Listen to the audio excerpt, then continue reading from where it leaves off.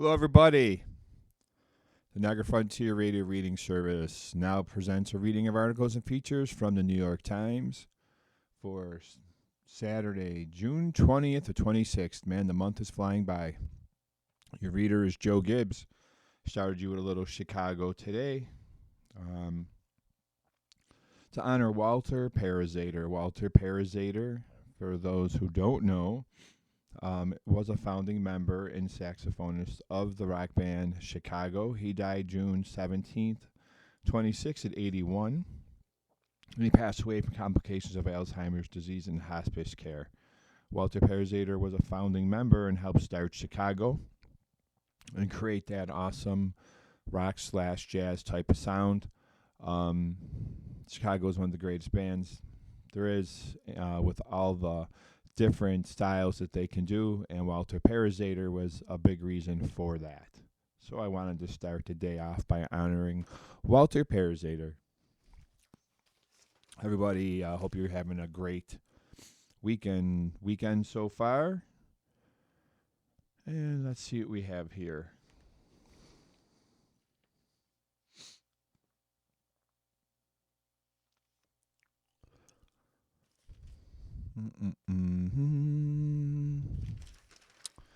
What do we have? A headline from history. June 20th, 1981. Check this out. Check it. A set of George Washington's false teeth were reported missing from a storage room at the National Museum of American History in Washington the previous day, the Times reported. The missing teeth were made of gold and ivory, not wood, as rumor would have it. Washington was like a rapper. The Times wrote, in May 1982, the lower half was found in the same storage room. Imagine that. The Times asked whether an employee could have snatched the dentures for their gold. Wouldn't doubt it. We never made any effort to have the value of the gold appraised, said Lawrence Taylor, the Smithsonian Institute spokesman. It would be minuscule compared to the historic value of the teeth. The only intact set of Washington's dentures is held at his Mount Vernon historic home and museum in Virginia. That set includes a lead-based cow teeth, human teeth, and probably horse or donkey teeth. Jeez. I think I would have just went to milkshakes. Yeah, I mean, here's your set of donkey teeth. You know how big donkey teeth are? You know how ridiculous you're gonna look with a big set of donkey teeth in your trapper? How you gonna close your mouth with donkey teeth? I'm gonna say you're not. This is my opinion. All right. We'll move on from the donkey teeth. Might we suggest 4 weekend recommendations from around the newsroom? Basking in an unlikely symphony. At the Park Avenue Armory in Manhattan, the French sound artist Celeste Bourset Muganat has created a soothing concerto of dings, clings, and kalimba tinkles out of kitchenware and water. Floating around 10,000-gallon circular pools are 250 glazed ceramic bowls, coaxed into motion by circular jets and gently knocking together.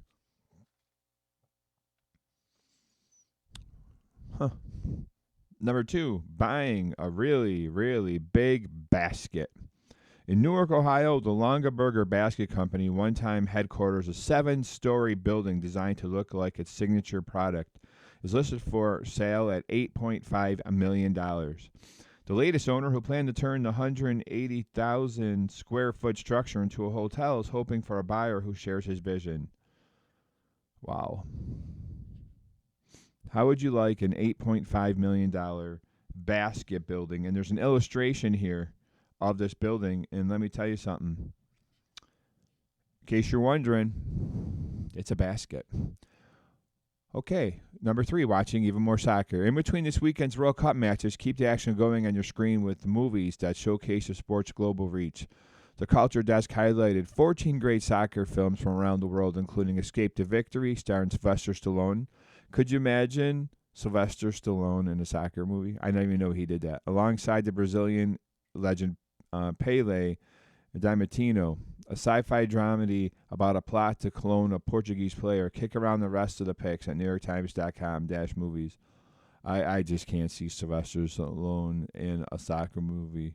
Yo, pass it, Pele, you know what I mean? I don't see it. Running laps for love. If swipe fatigue has you wiped, consider trading it out for real-life post-workout fatigue. Several new dating apps are focused on connecting people who value active, and with Gen Z spending more time and money on fitness, the gym might just be the place for young people to find someone who's more than a gym partner. At fitness events like High Rocks, users of one app wear pink bracelets to signal they're single. Oh, God. And another app, A-Team, hosts fitness-themed mixers. And an added bonus, exercise triggers certain feel-good chemicals like oxytocin, which helps with bonding. How about you just go out and you meet someone if that's what's meant to happen? I'm just saying. Or you could, go watch a soccer movie with Sylvester Stallone in it. You can yell, I did it. Deep ocean seabeds are one of the least studied, and this is some facts of interest. I don't mean to jump ahead here, people. I've only had about 4 sips of a Pepsi Zero, so you're at my mercy. Facts of interest. Deep ocean seabeds are one of the latest studied and understood areas of the planet, and scientists estimate that less than 0.001% of this part of the world has been seen. Well, I'm not going to see it. In an April bankruptcy filing, Spirit Airlines said its allotment of 22 daily flights at LaGuardia Airport could be worth as much as $87 million. Spirit planes, engines, and aircraft parts are expected to bring in far more money. That's the Spirit. In 18th century America, tavern bars commonly resembled cages, a construction that allowed liquor to be locked up at closing time when travelers retired to their rooms upstairs. Ukraine views the domestic development of ballistic missiles as an essential to increase pressure on Russia, and perhaps to force it toward negotiations in the countries of war. Well, there's going to be nothing left, so eventually you're going to stop, right? The world's largest oil refinery, belongs to India's Reliance Industries and sits directly across the Arabian Sea from the Strait of Hormuz. Not a shocker. Couples on reality dating show The Bachelor who end up engaged might have only spent around 75 hours together. That's all you need. Or you can just put on a pink bracelet and go to the gym. Because now that's how you do it. Put on a pink bracelet and go to the gym. That'll work. Let's see here. What does it say? Here to help. Look at people. I am here to help. All right? We're not just reading stories here. No. We are here to help. And I'm going to help you with this little article. It says, 4 ways to warm up a white room. And guess what? You're not painting. No paint required. If you're looking for ways to add visual warmth to a home full of white walls, these 4 approaches will help to infuse your space with more light, texture, and comfort. Warm up and vary your lighting. Swapping out bright white lights bulbs for those with warmer hues can make a white room feel less like a workplace space and more like a place to get cozy. The Ask Wirecutter columnist Anne-Marie Conti wrote, for the coziest ambience, look for the bulbs with a bulb temperature between 2,700 and 3,000 kelvins. That's a lot of little people in your light bulb. And I'm sure Kelvin is dying of heat. For maximum control over your lighting, opt for LED smart bulbs, which can be set to an auto adjust from cooler white tone temperatures during the day to warmer, more soothing temperatures in the evening. Well, you got to have the smart bulbs. You can't have like a dumb bulb. Do it now. Should I go warmer now? If your sole light source comes from overhead lights, consider installing dimmers. Dimmers are nice. They give you the ability to modify your lighting intensity throughout the day, letting you change the mood. Variety is key. Adding sources like sconces, Say that, everybody. Isn't that a fun word? Sconces, standing lamps, and table lamps, each with different heights and levels of brightness, will transform your lighting. Shades also soften light by filtering and diffusing it. Isn't this wonderful? Now I have something else for you. Roll out soft texture. In an all-white room, the floor is the biggest surface to add visual weight, texture, and warmth.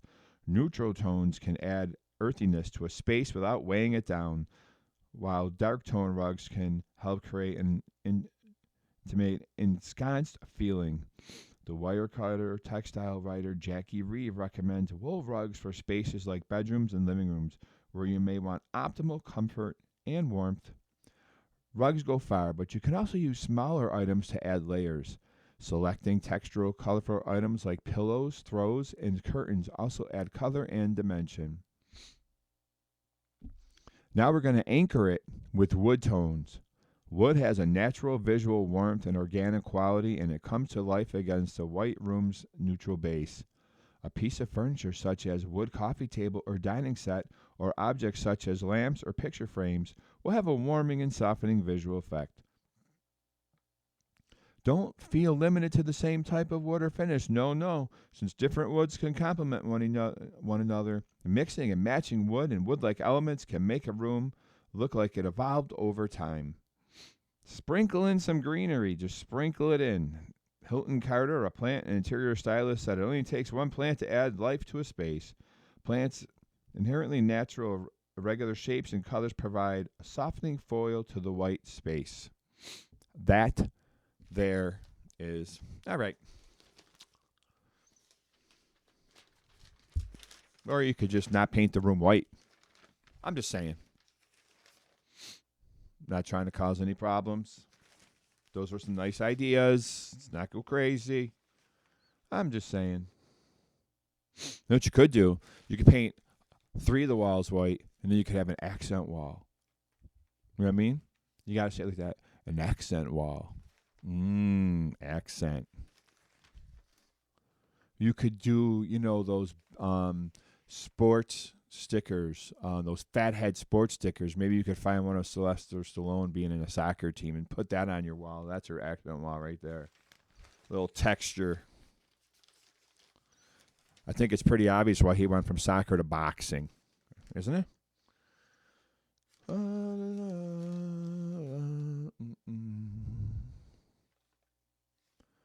Ooh, girl, baby, please don't go. Want you to stay.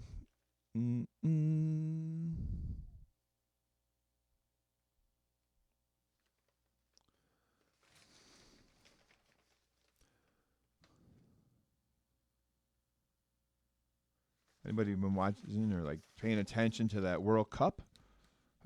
I've been checking out games almost every day. It's pretty interesting.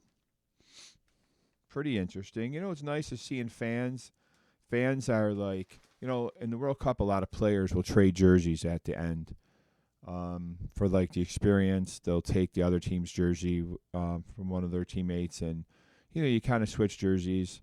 That's just a little tradition that happens, and now fans are starting to do it, which is kind of cool. It's better than the normal football fan. When they see another jersey, they just automatically spill beer on them and punch them in the mouth.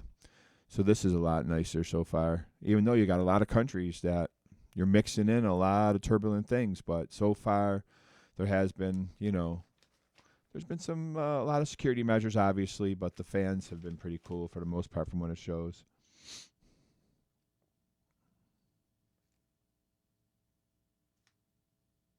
So here's one that's even talking about it. It says, World Cup shows kinship of the 2 LA communities bonding for South Korea-Mexico match. Okay, let me get into this. And we're going to get into this right after Pepsi Zero moment. If I don't have caffeine, I could fall asleep just sitting here. That's a problem.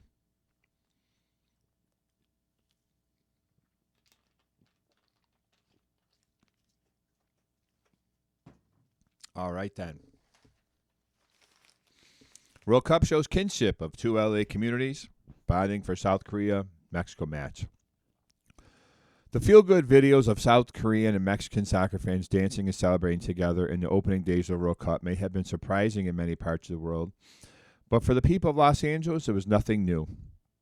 The Mexican and Korean communities are an integral part of the city's vibrant multicultural identity, and their mutual admiration was on display at a watch party in the Koreatown neighborhood on Thursday for the Mexico-South Korea match. Thousands of people in South Korea and Mexico jerseys packed South International Park. There's illustrations here. You should see all these people and how dressed up they are. It's pretty cool. Thousands of people in South Korea and Mexico jerseys packed South Seoul International Park, jockeying for the best views of the big screen set up for the match. Many of them were waving South Korean flags while wearing Mexico jerseys. Some South Korea fans had draped themselves in flags of both countries. Otila Barajas, 28, sought shade under a tree for a couple of hours before kickoff.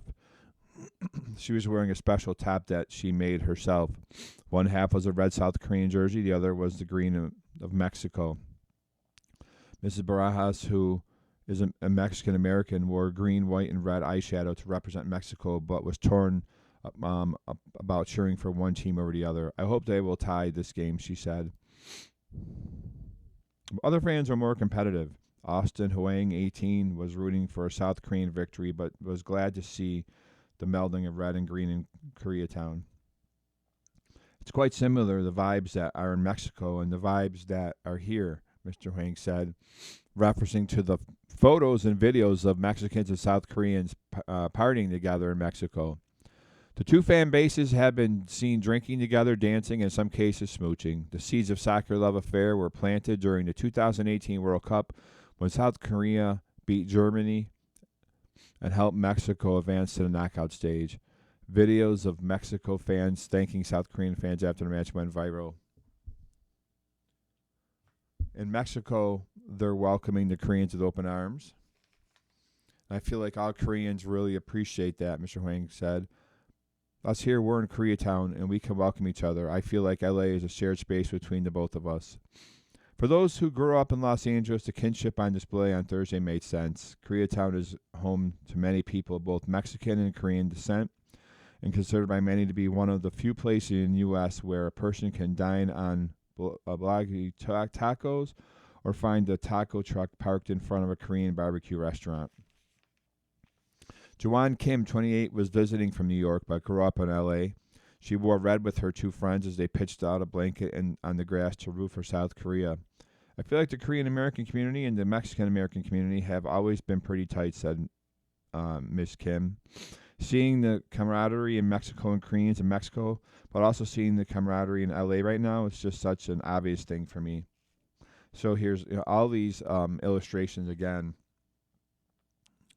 It looks like thousands of people, all dressed, all from this World Cup. That's very nice. It's funny I don't see Rocky there. No Rocky. Where's he?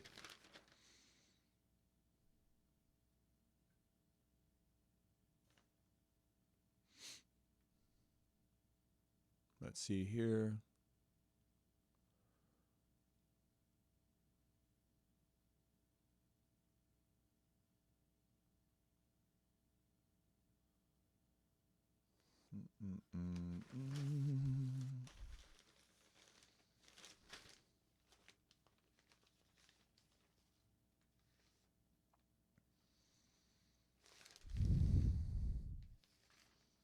When is summer really going to begin? We've had some nice warm temperatures, but come on. It seems to be going back to wind. We're probably getting some leftover stuff from those big storms people are getting, so I guess we're thankful we're not getting that. Tornadoes and, all that wind and rain. Yep. Here's a weird story. After her Knicks won, an officer shot her dog, and there is a picture of the dog. An LAPD officer killed Marie Marcel's dog. The dog's name was Jameson. He had his jersey on, his little T-shirt. It says, while responding to a false report. Oh, though, this is horrible. Marie Marcel is such a passionate New York Knicks fan. She rattles off the names of 1990s players as if she were watching them just yesterday at the Madison Square Garden. John Starks, oh my gosh, don't even get me started, she said. I love the 90s. I loved it. They should have won. 94, 99, Latrell, Ewing, Starks, Charles Oakley. But Miss Marcel, 44, is so anxiety racked that she can't even watch big games.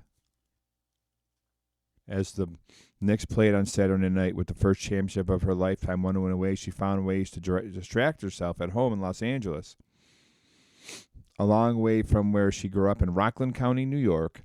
She cleaned her apartment. She watched a Lifetime movie. She took Jameson, her 2-year-old golden Saint Berdoodle. What's with these dogs, people? We had Saint Bernards. We had poodles. You know, what is now $5,000 used to be a mutt 20 years ago.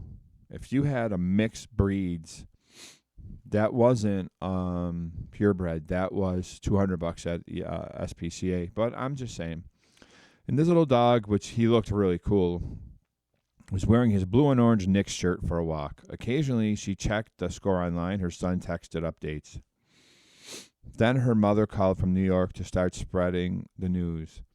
Game over, Knicks win. Oh my gosh, she screamed. I can't believe this. Oh my God, I can't believe this. The Knicks won. Little did she know her moment of elation would be fleeting, and that what would transpire would set off an inspirational outcry, questions over police use of force, and an investigation. Jameson would be dead within an hour after winning. Oh, my Lord. The neighbor had reported a possible domestic disturbance, apparently mistaking Miss Maricel's joyous outburst as cry for help. 2 officers responded. As Miss Maricel tried to slide her past her door to speak with them in the outdoor hallway, Jameson slipped out. Suddenly, she heard 2 gunshots and saw an officer pointing his gun at Jameson. A shell casing hit her foot, and the smell of gunpowder filled the air. Jameson on the ground was still alive, his Knicks shirt bloody. She ran over and draped herself over him, calling out his nickname, J-Mo. I watched him take his last breath, Miss Maricel said in an interview on Wednesday. The Los Angeles Police Department issued a release. The officers had responded to a radio call for a screaming woman as they spoke with Miss Maricel. Jameson was barking, the police said, and officers asked her to secure her dog. Then, according to the department, the dog charged at one of the officers.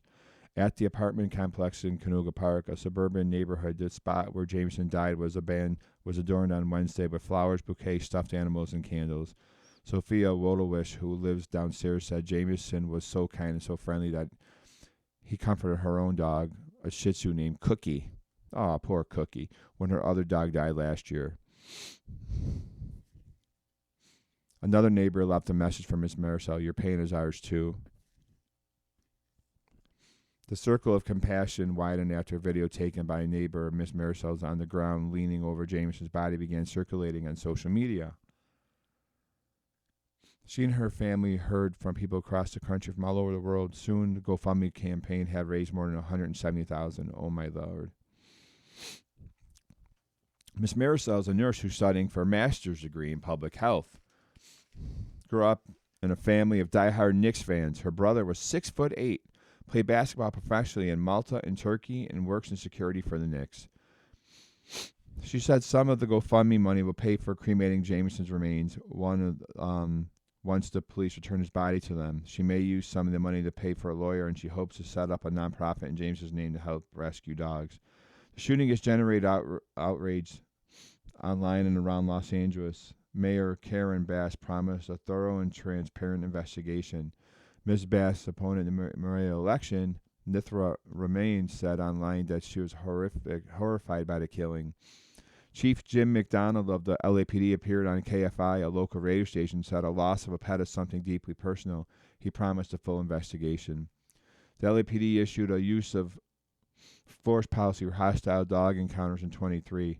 It lists 7 tactics and tools officers can use before firing their weapon: voice commands, chemical spray, baton, fire extinguisher, taser, a beanbag shotgun, and kicking in. I don't think any of these things were done.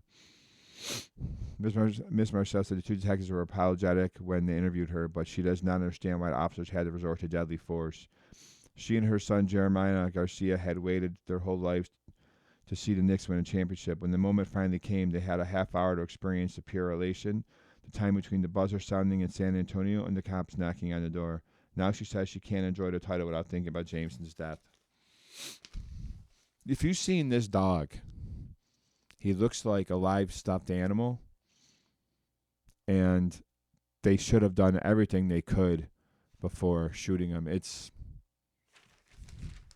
This is not a dog you're shooting if you look at this dog. That's all I'm saying. He looked like a furry, happy-go-lucky dog.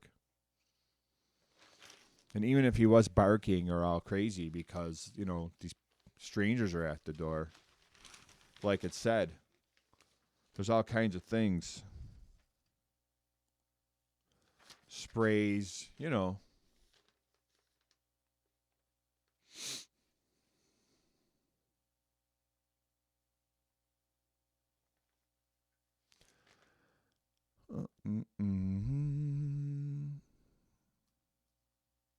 Wow.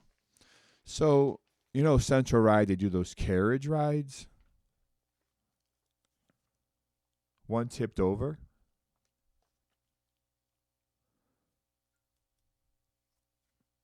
And oddly enough, in the illustration, there's another one going by, and the people are looking at the tipped over wagon, probably thinking, okay, we can stop here. We'll stop right here. You can let us out. Because this thing is mutilated. How does that happen on a carriage ride in Central Park? There's an illustration. Romansh Mahan, an 18-year-old tourist from India, died of blunt force trauma on a carriage ride in the Central Park. Really?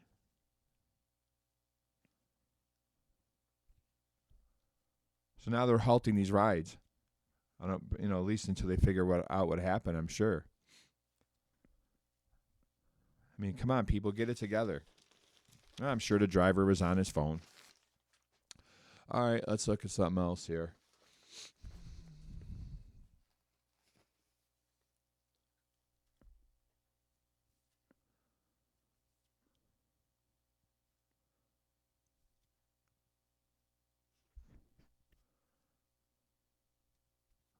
Okay.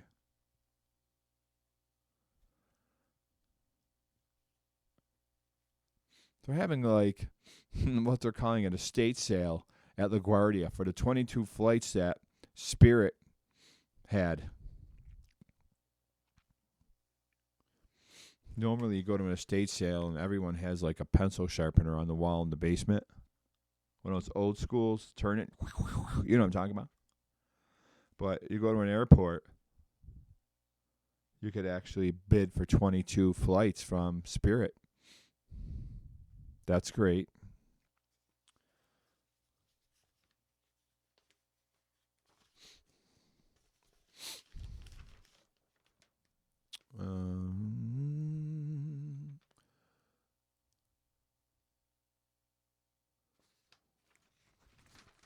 Big article about that. 22 flights.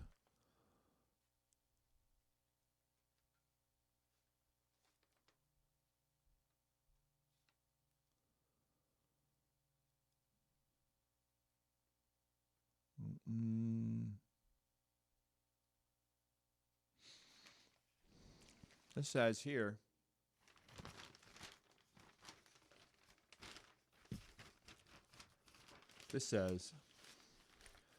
two low-budget horror films shake summer box office.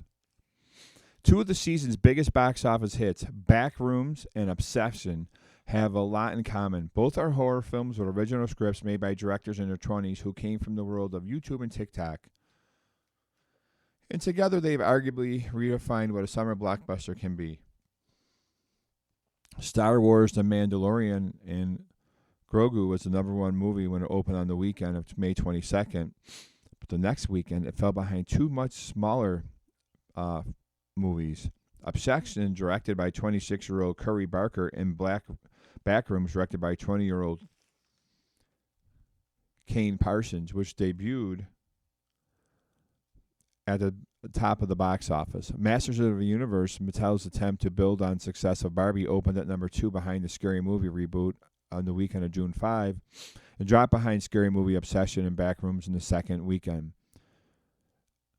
Obsession, which was made on a budget of $750,000 and has now been a top 5 movie in the domestic box office for 5 weekends in a row, has achieved an increasingly rare feat.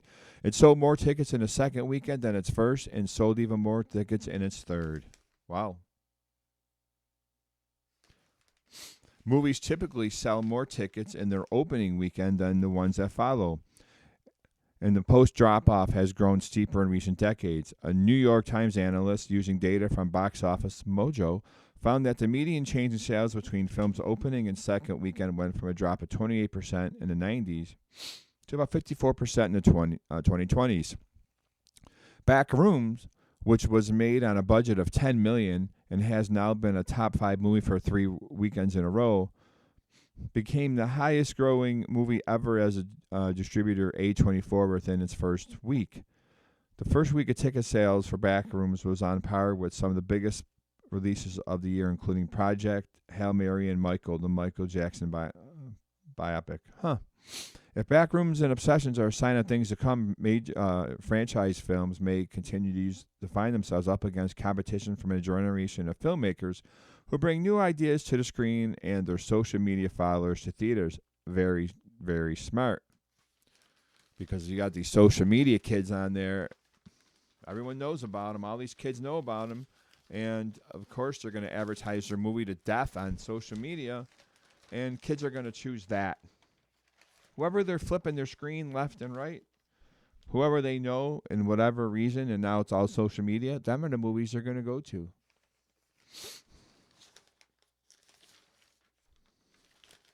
Of course.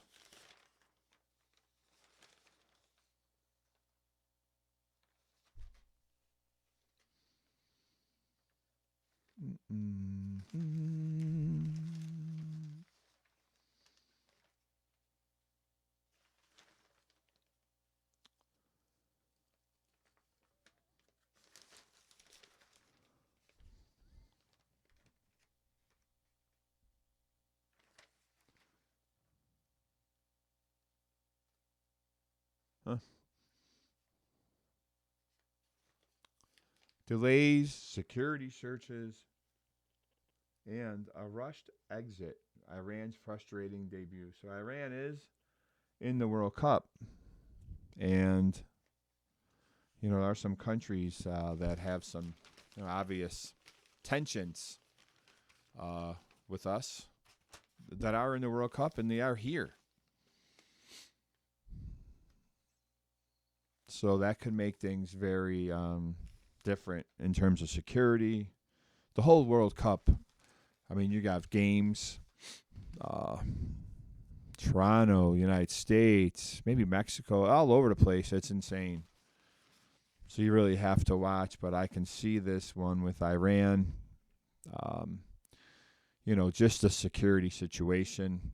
Hopefully all the games go good, and it is an awesome competition because you have countries, even if you're having problems in other ways with certain countries, in terms of sport, at the World Cup, all these countries and fans come together and make it a great event. So hopefully all this goes off without a hitch. And my kids are destined that United States will be playing England for the World Cup championship. Because of 250 years and the whole thing, and they think that United States and England will be playing each other for the World Cup championship, and I think that's a great thought and hope. But when you have Messi and players like that, it makes it very difficult to beat teams like that. So we'll see what happens. That's why they play the games, right? That's why they play them. Because anything can happen at any time.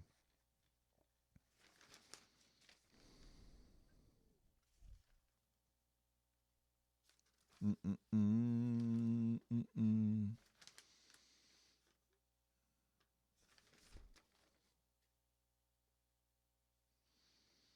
Okay.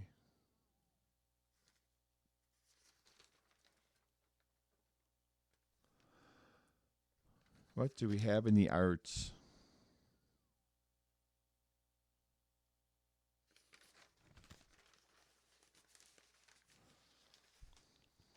I wonder what we're cooking later. We're getting there.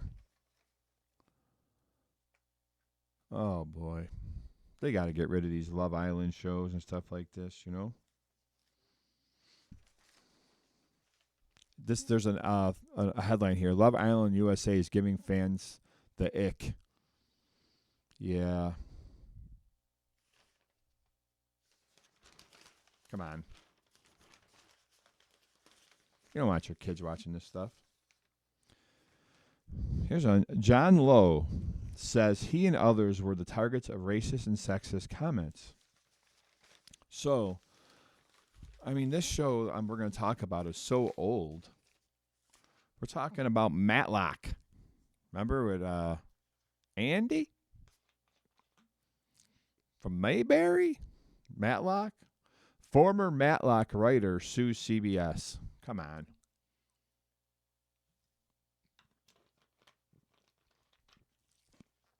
What's all this stuff about here? John Lowe says he and others were the targets of racist and sexist comments. A former writer on the CBS show Matlock sued the network on Wednesday, claiming that repeated racist and sexual comments by some of the show's leadership created a hostile work environment for him and other black members of the cast and crew.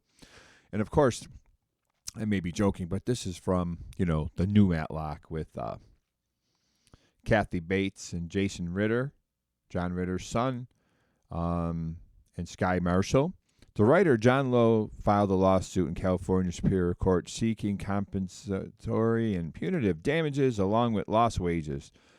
The suit also names the Matlock producer and showrunner Jenny Snyder Ehrman and executive producers Nikki Renna and Jeffrey Lieber as defendants. A spokeswoman for CBS Studios said in a statement that the network took all work complaints seriously. In this instance, a thorough investigation was completed, and we were unable to find support for his allegations, said of Mr. Lowe. We look forward to vigorously defending this lawsuit. Ron Zambrano, a lawyer for Mr. Lowe, said in a statement that CBS should be ashamed for having allowed the blatant racism and harassment his client experienced while working on the show. Mr. Lowe was subject to degrading and unlawful conduct, he said. Mr. Lowe was hired to work on Matlock, the rebooted series starring Kathy Bates, in October 23. According to the lawsuit, at some point after that, the suit says Miss Ehrman and Mr. Lieber commented on how tightly Mr. Lowe's clothes fit and announced that his shoe size meant he was well endowed down there. All right, then. Miss Ehrman and Mr. Lieber's comment invoked a racist stereotyping that black men have larger genitalia, the lawsuit says, adding that Mr. Lowe understood the comment as demeaning reference to his race. The complaint also said that Miss Ehrman, Miss Renna, and Mr. Lieber had on multiple occasions interrogated Mr. Lowe about his dating life, questioning his sexuality, and at one point asked him how he handled a man's genitalias. Oh my God, he's just trying to write a show. Miss Renna, according to the lawsuit, also made a racially and sexually derogatory comment about Emmy Lackwalker, a black cast member of the show, saying that he could barely read and that he was saved by the size of his penis. Oh, good Lord, Vinton. The lawsuit goes on to describe other episodes involving Miss Ehrman's, including a late-night telephone call to Mr. Lowe in which she told him that she was in bed wearing only her underwear, and another time when Mr. Lowe was coerced to care for her dog, which she refused to keep because her children did not like its black color. Oh, good Lord. Plaintiff reasonably perceived this conduct as racially motivated harassment and an exercise of supervisory power designed to burden him, the lawsuit said. Ms. Ehrman also called Juneteenth the annual commemoration of the end of slavery in the United States, Coon teeth. Oh, boy. It's not right, people. The lawsuit says, adding that the comment had shocked Mr. Lowe and colleagues within the earshot. This is just to make a show here. Like, none of this should be happening, right? It's really not right. Mr. Lowe's employment ended last July, excuse me, about 2 weeks after Miss Ehrman's Juneteenth comment. The complaint says, adding that there had not been a performance-based or creative justification for his termination. Since Mr. Lowe's termination, he has suffered loss of income, emotional distress, humiliation, and medical expenses for mental health treatment, his lawyer said. Mr. Lowe deserved to be treated with dignity and respect, as everyone should expect in a workplace, not subject to these outrageous and illegal racial slurs and sexual harassment without any connection to his work on the show. Mr. Zambrano, the lawyer for Mr. Lowe, said in a statement. Matlock, a remake of the 80s and 90s starring Andy Griffith, gotta nip him in the butt, Andy, was the fourth most watched network show last season, averaging 11.5 million viewers, wow, on CBS and Paramount. Last year, an actor on the show, David Del Rio, left shortly before the premiere of its second season. After CBS conducted an investigation, the person with knowledge of the matter told the New York Times the person declined to disclose the focus of the investigation. Mr. Del Rio's character was written out of the series. Wow.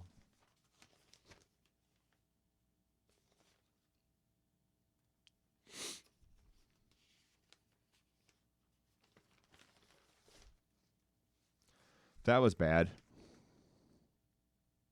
I'm thinking he's I think he's going to win that. I think the show Matlock, they're going to need Matlock. They're going to need more than Matlock.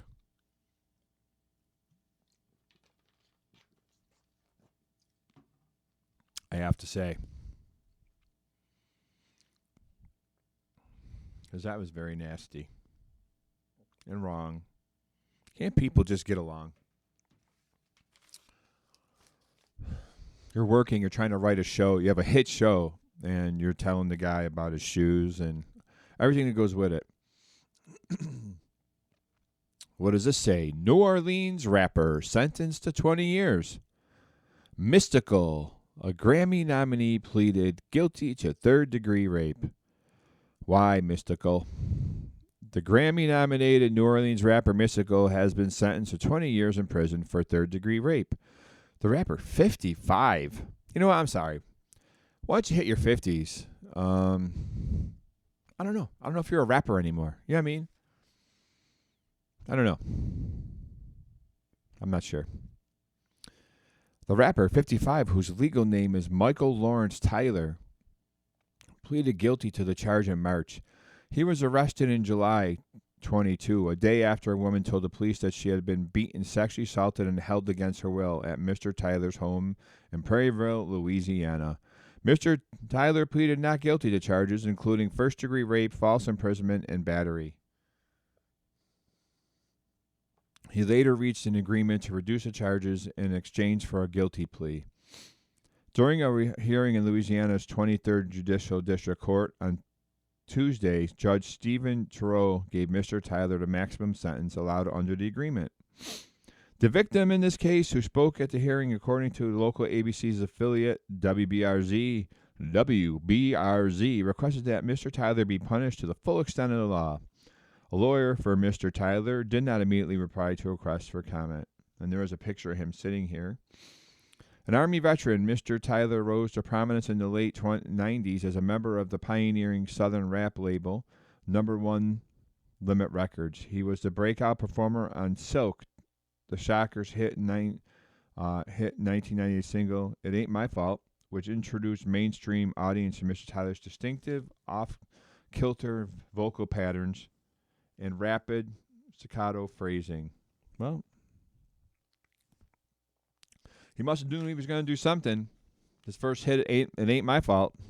Mr. Tyler reached the height of his commercial success with his fourth album, Let's Get Ready, which debuted at number one on the Billboard 200 in October 2000. It featured the sonically bracing singles, oh boy, Shake Ya, and I Ain't Saying the Rest, and and Danger, both produced by Neptunes. His subsequent album Tarantula was nominated in 2003 for the Grammy Awards for Best Rap Album and Best Male Rap Solo Performance. Around that time, Mr. Tyler faced a series of criminal convictions. He pleaded guilty to sexual assault in 2003, in which he served 6 years in prison. In 2006, he was found guilty of tax evasion. In 2012, Mr. Tyler spent 3 months in jail for probation violation stemming from a domestic abuse charge. Yeah, I don't see why he was out walking around and able to do this to this poor woman. He had every right to keep walking around. After his arrest in 2022, prosecutors accused Mr. Tyler of terrorizing a woman who he said had stolen $100 from him. The woman said that he had punched her, ripped her braids out of her hair, taken her phone and keys to prevent her from leaving, and sexually assaulted her. Days before his sentencing, a lawyer representing Mr. Tyler requested that his guilty plea be withdrawn, arguing that Mr. Tyler had not adequate time to consider the consequences before entering it. Judge Turo denied that request. Well, this guy belonged in jail, not in front of a microphone, not making a lot of money, which he didn't pay his taxes for anyway. So, there's that.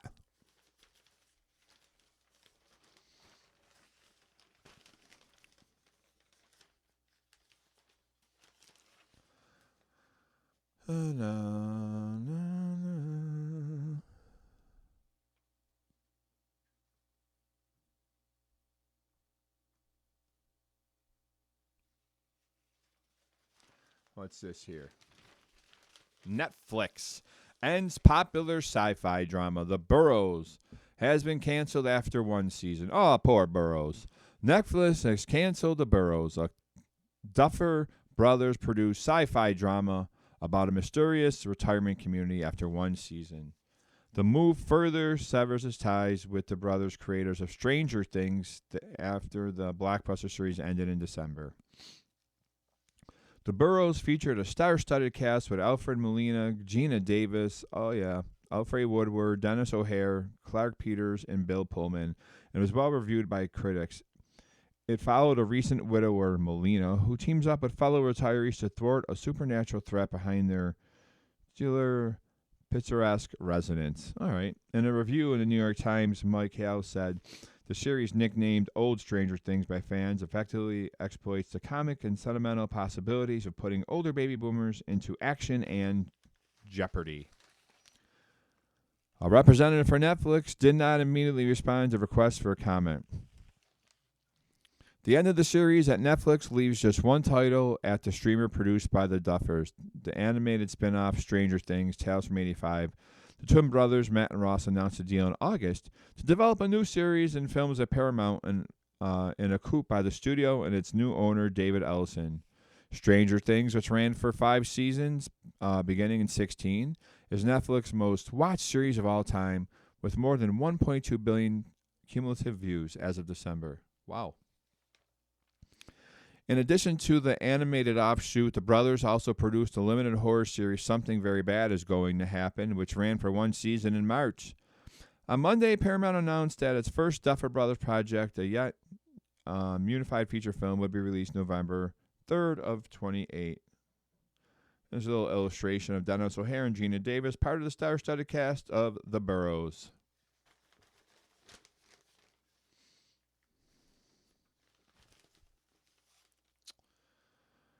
All right. What do we have here?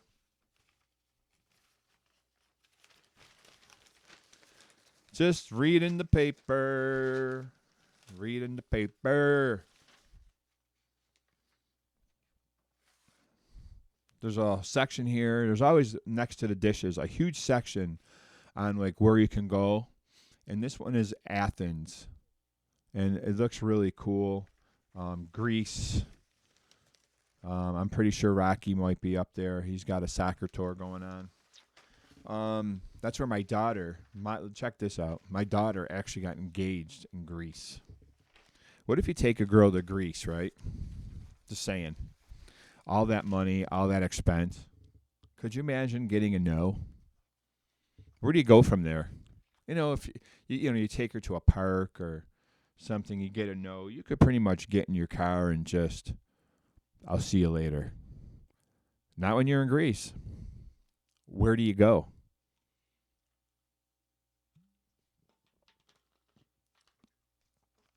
That makes for a very awkward flight home, don't it? And what if he did it on like day 1 of a 5-day trip? I mean, that's long. You got to finish the trip, and then you have to fly all the way home to Buffalo or wherever. Do you have any idea how long that is? That's crazy time. Man, I'm glad she said yes for my son-in-law's sake, right? All right. Will you marry me? Oh, no. All right. Let's go get something to eat. What do we have here? Wow. I don't know where they get these dishes from.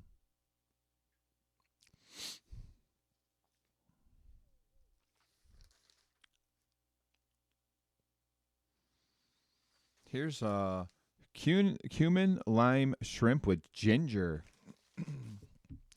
This recipe you want in your repertoire is from Colo Henry, and it's a versatile winner. It works well over rice or other grains, salad greens, and noodles, or wrap it in a tortilla for shrimp tacos. What do we need? This is going to take you only 15 minutes. Come on, people. You have 15 minutes. It's the weekend. Make it happen. All right? You're going to get 4 servings out of it. It doesn't look bad in the pan. It looks kind of nice, buttery, whatever. What are we going to need here? Get your pens and paper and everything ready to roll. You're going to need 1.5 pounds of shrimp, peeled and deveined. Peeled and deveined. 16 to 20 shrimp. 1 teaspoon ground cumin kosher salt. 3 tablespoons of olive oil. 1.5 teaspoons grated ginger.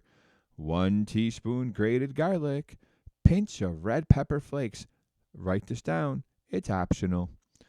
1/4 cup of lime juice, 1 teaspoon lime zest, 3 tablespoons of roughly chopped cilantro, and flaky salt. Again, optional.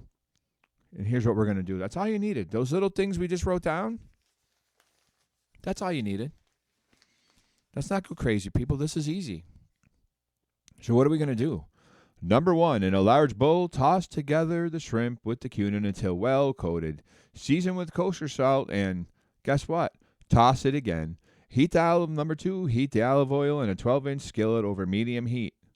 And add half the shrimp to the pan in one layer and cook undisturbed. It says cook them undisturbed, all right? When you put them in, don't talk to them. Don't touch them. Leave them alone. They need a nap in the hot oil.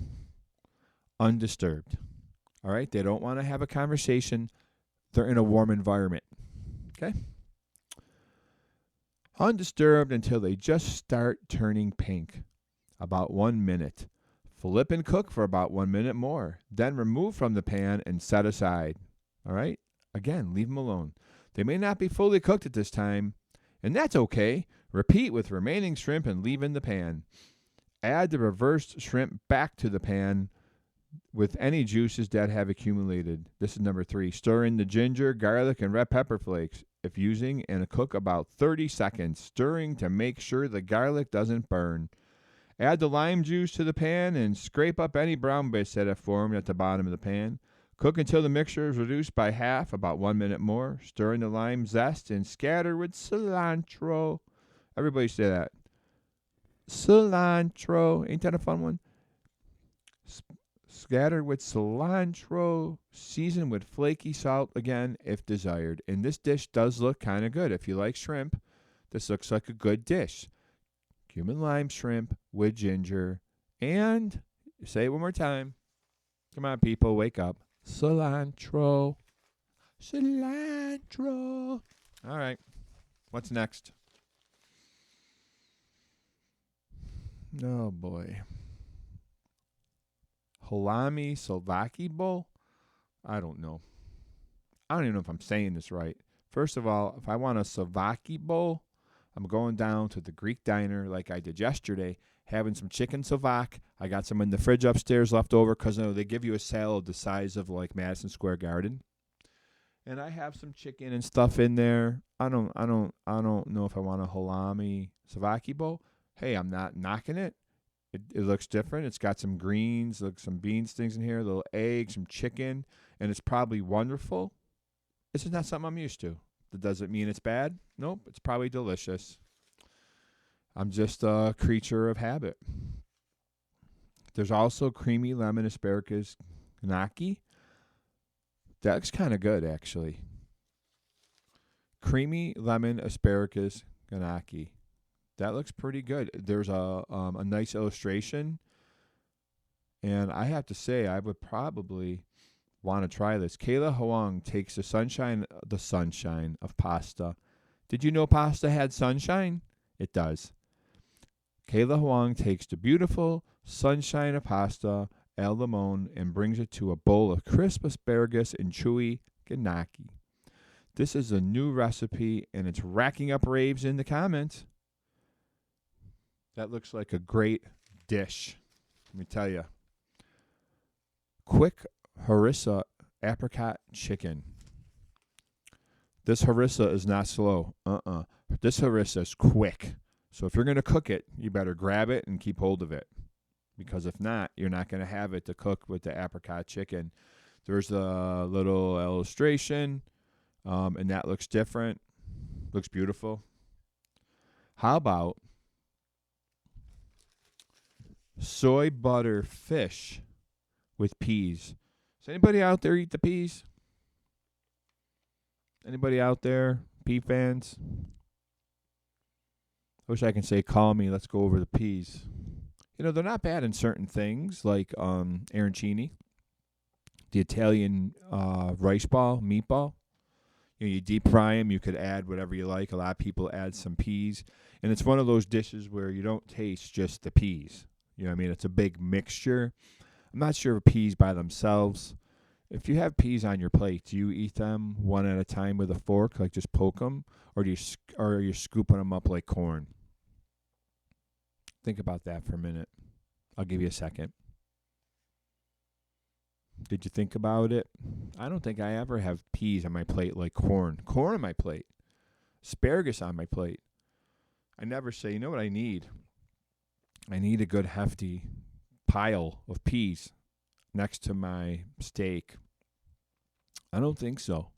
I want some onion rings and some French fries and some pierogies and, some goodness. So, well, you make what you want for this weekend, okay? And if it's soy butter, fish, and peas, if it's cumin, lime, shrimp with ginger, or if it's halloumi savaki bowl, you make it your own and you enjoy it. I always enjoy speaking to you guys every week.